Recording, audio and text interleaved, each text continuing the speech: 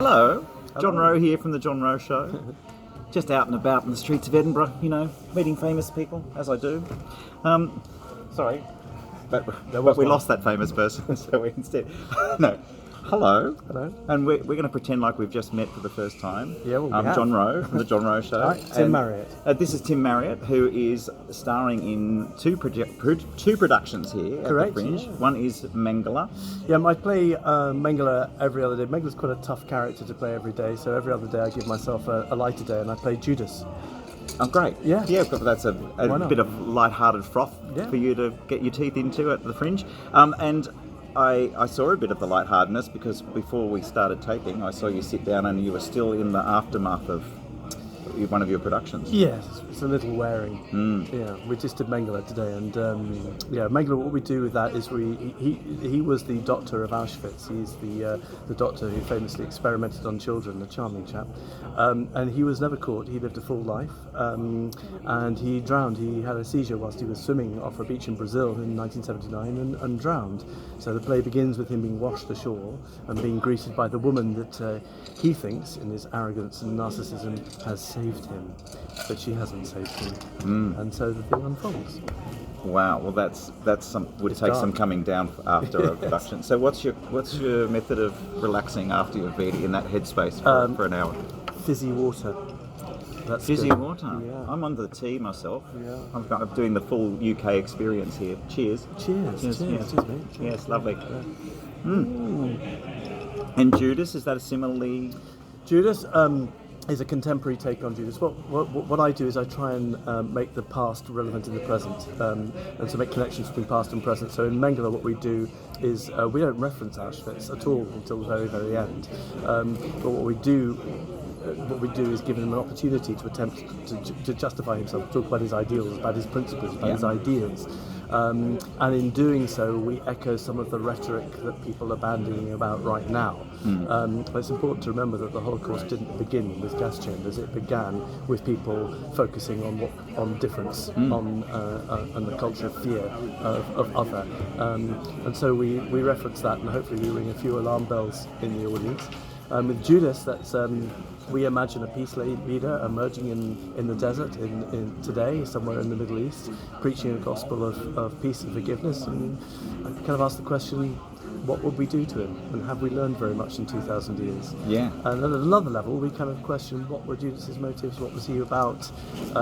Judas, in our view, was a zealot, was a radical who hoped to provoke an uprising. So there are questions there about hearing the message, a religious message, and translating it in a different way to achieve violence, which hopefully has some resonance in the present day as well. It's just amazing to me because this is my first time at the Fringe. So here I am chatting to you, and you're in this world where the topic is important and it's of now, and you're reaching people in that way. And then at the other end of the spectrum, you've got me late at night doing silly songs, getting the audience up to disco dance. But that's what's great about the Fringe, and we come together and we find common ground. I know, I love it, and that's great. I mean, you have some magic moments. I had a guy walk up to me in the street the other day, a fellow performer with a lanyard on, who walked up to me and said, and informed me that nobody gives up about the Holocaust. And, lovely. So we meet all sorts here. Did you engage with him, or did Not you let really. it go? No, I tried to avoid getting too engaged with him. He seemed quite upset. And he said nobody cares, and actually Mengele is selling out every day. So I would suggest that maybe there are some good people out there who do care about that. He might possibly be wrong. And that's kind of where I come from on both plays, really. I think there are 99.9% of people you meet on this planet are people who want to do nice things and want to be good and want to be remembered as being kind, and don't want to be cruel and cynical. So there's a connection between what I do and what you do, because it's kindness, right? Because I just want people to be happy and smile and have a good time. Absolutely. And whilst you're not trying to let people out of the theatre happy and smiling, but you are making them think, and you're reminding them about their humanity. Absolutely. Well, actually, funny enough, there are a few gags in Mengele. There are one or two moments where the audience do laugh. And you're not adverse to a gag, because I know a little bit about you, and whilst you are in Here we go. in this headspace now. Comedy where- background. Comedy background. Like all good actors, right? You have to dabble in this area. So I believe Little Birdie told me that you were part of a show which I'm a big fan of called Hello Hello. Oh, hello. Yeah. Hello. Yeah. Hello. Very briefly, yes, I was a British airman, Tigger Thompson, with a fantastic handlebar I'm laughing moustache. already, see? And it was great. I did a number of sitcoms, bit parts in sitcoms in the 1990s, and I did 7 years in a program called the Britass Empire, which was set in the Sport and Leisure Centre. It's very popular over here, which was fantastic, and that was my world in the 1990s. And I was on a treadmill of doing sitcoms and touring farces and pantomimes at Christmas and the rest of it. And and I got out because it wasn't actually, it was not quite fitting with me. So Yeah. I mean, do we talk about mental fitness? Go on. We do. It was doing me damage, so I got out and became a school teacher. That was a good choice, wasn't it? No, it was great. For about 17 years, I was a school teacher, and then I did a bit of writing for friends, and I got commissioned to make Mengele, and that got me back into the madness of Edinburgh Fringe. Yeah. But do you miss the comedy? Yes and no. I think a lot of people say to me that maybe next year, if I come back here next year, maybe I should do something a little bit lighter. So maybe I will. Maybe I'll go back to comedy. Yeah. Because, I love moving in that world. Oh, cheers, sorry. Cheers, everybody. Hello. I don't know. It's and the festival seems to have been comedy is a big part of the festival now, and my memory of the Edinburgh Fringe when. I'm 127 years old, so when when I was a young Don't man, look a day over 125. thank you, mate. Especially after doing a performance of Mengele.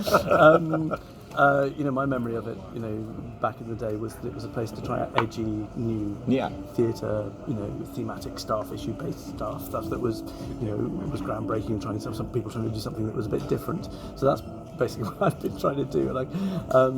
But actually, there's also a place you can do that actually within comedy. You can wrap that within comedy. There's plenty of people doing that, and there's an amazing guy called Paul Curry. Have you seen Paul Curry yet? I haven't seen Paul Curry yet, but I'm working on it because I think Paul would be a great guest at my show. I recommend him. He's amazing and really weird and abstract and out there, but actually within it is wrapped a serious message. Yeah.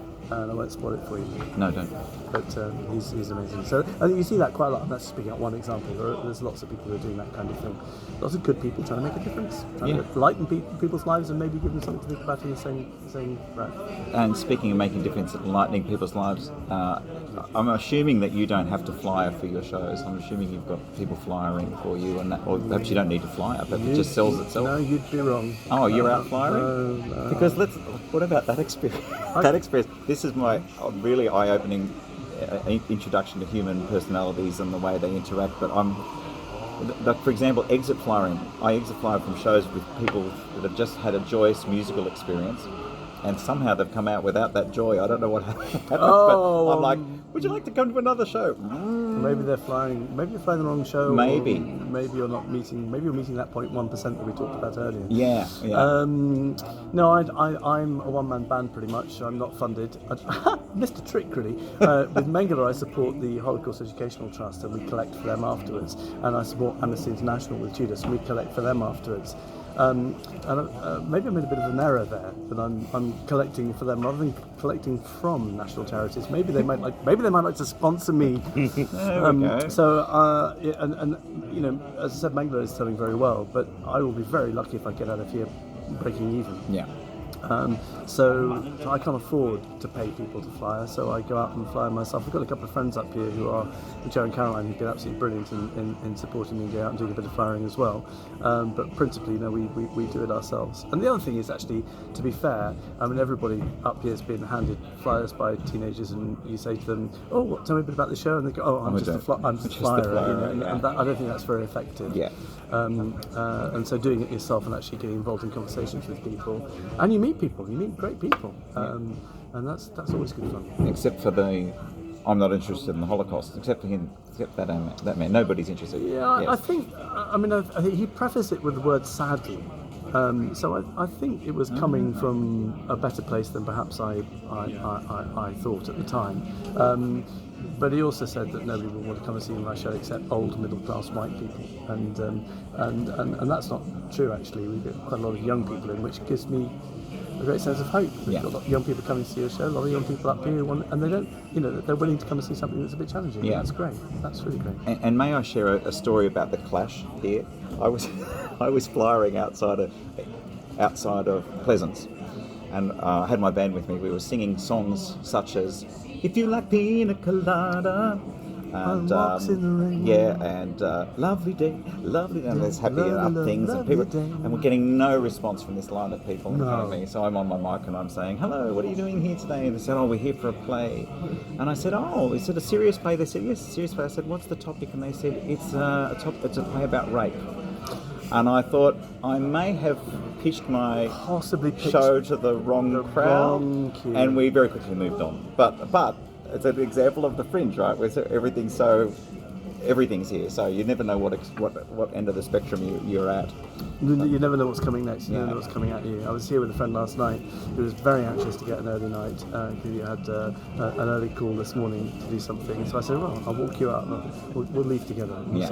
said, "Yeah, great, mate. Thanks very much." And just as we were going, he was introduced to a very lovely person. Just as we were about to leave the room, and David, no response. No. No response. No Have you response. seen him since? I don't think he had an early night. Ladies and gentlemen, this. Tim Marriott, No, I hadn't forgotten your name. I was getting to it. Mangala, I'd build in. Judas, the See? great betrayer. I don't have to do anything. See, I don't have to remember details. I was actually going for a dramatic pause. John Rowe. John Rowe show. John Rowe show. Where? I'm at Surgeons Hall at 10 p.m. 10 every p.m. night this week. Surgeons Hall. Yeah. Okay then. So people could go to your play and Yeah. then whip down to mine and sort Wait, of Dan, wash well, off we've the got- day. We've got sort of 10 hours between the two, so Yeah, well, but it might take them plenty that of time to get a few sodas down. So cheers, folks. Cheers.